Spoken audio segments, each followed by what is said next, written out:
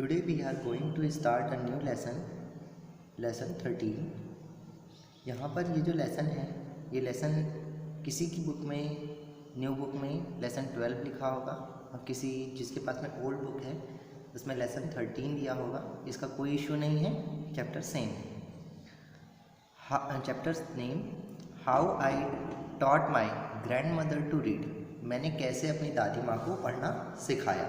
यहाँ पर एक बच्ची और दादी की कहानी है जिसमें इसकी दादी जो थी इलिटरेट है, लेकिन उनकी बहुत ज़्यादा इच्छा होती है किसी एक प्रोमिनेंट नॉवेल को पढ़ने की, जिसकी वजह से वो धीरे धीरे बच्ची के साथ में, अपनी पोती के साथ में कन्नड़ अल्फ़ाबेट पढ़ना सीख जाती है।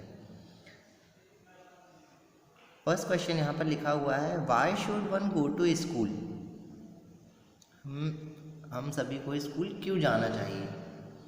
What happen if one remains illiterate. क्या होगा अगर हम जो हैं अनपढ़ रह जाते हैं। इलिटरेट मीन्स होता है अनपढ़। यहाँ पर स्टोरी जो स्टार्ट किया है कुछ इस तरीके से है। When I was a girl of about 12, जब मैं 12 साल की एक लड़की थी, I used to stay in village in North Karnataka with my grandparents। तो मैं जो थी अपने गांव में रहती थी, नॉर्थ कर्नाटक में अपने दादा दादी के साथ में। ग्रैंड पेरेंट्स दैट मीन दादा दादी। Those days the transport system was not very good। उन दिनों ट्रांसपोर्ट सिस्टम था जो बहुत अच्छा नहीं था। So we use to get the morning paper only in the afternoon. तो जो दिन के समय में हमें न्यूज़पेपर मिलना चाहिए वो हमको हमेशा आफ्टरनून में मिलता था। The weekly magazine use to come one day late. और जो वीकली मैगजीन सप्ताह में एक साप्ताहिक पत्रिका जो होती है, वो साप्ताहिक पत्रिका हमको एक दिन लेट ही मिलती थी। All of us would wait eagerly for the bus. और हम सभी जो थे बस के लिए इंतज़ार किया करते थे बहुत ही उत्सुकता के साथ में। एगरली मीन्स होता है उत्सुकता। Which used to come with the papers, जो कि हमेशा पेपर के साथ में आती थी। Weekly magazine and the post. और वीकली मैगजीन और जो पोस्ट होती थी वो हमेशा पेपर के साथ में आया करती थी। देन एट दैट टाइम, उस समय Triveni was a popular writer in Kannada language. Triveni एक राइटर का नेम है जो बहुत अच्छा लिखता है। कन्नड़ लैंग्वेज में सबसे ज़्यादा पॉपुलर था, सबसे ज़्यादा फेमस था। She was a wonderful writer. Triveni जो थी वो बहुत अच्छी राइटर थी और बहुत अच्छा लिखती थी। यहाँ पर जो राइटर है, her style was easy to read and very convincing. उनका जो स्टाइल था वो बहुत ही ज़्यादा इजी था, किसी को भी पढ़ने पर जल्दी समझ में आ जाता था। और वेरी कन्विंसिंग दैट मीन्स किसी स्टोरी को पढ़ने के बाद में हम बहुत जल्दी समझ जाते हैं और कन्विंस हो जाते हैं उस स्टोरी में, महसूस करने लगते हैं कि इस स्टोरी में कहीं ना कहीं हम भी एक पार्ट प्ले कर रहे हैं। That means convincing here. One of her novels, उनके ये नॉवेल्स में काशी यात्रा appeared us in serial from in the Kannada weekly Karmaveer then।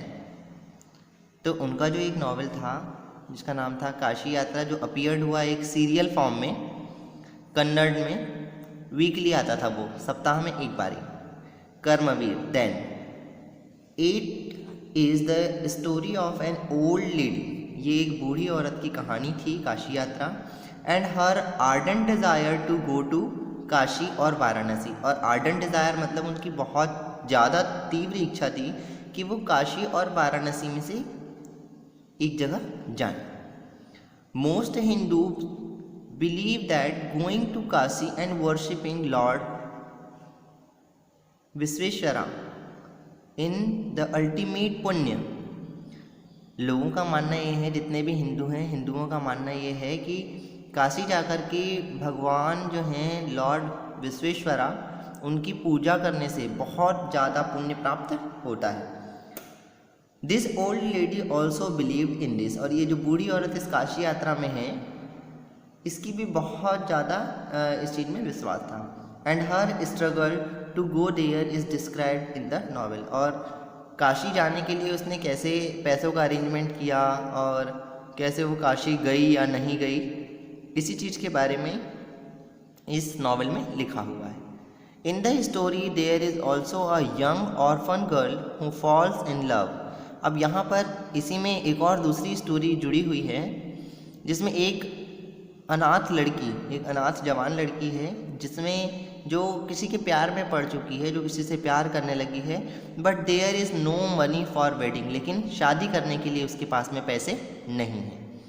In the end, इस कहानी के आखिर में द ओल्ड लेडी, जो काशी यात्रा करने के लिए पैसे जमा कर रही थी, the old lady gives away all her savings without going to Kashi. तो उसने क्या किया, अपनी सारी की सारी सेविंग्स जो थी उसे दे दी बिना काशी गए। सी सेज, वह कहती हैं, the happiness of this orphan girl is more important than worshipping Lord. अब यहाँ पर वो बूढ़ी औरत कहती है कि इस अनाथ लड़की की खुशी ज़्यादा ज़रूरी है भगवान की पूजा से।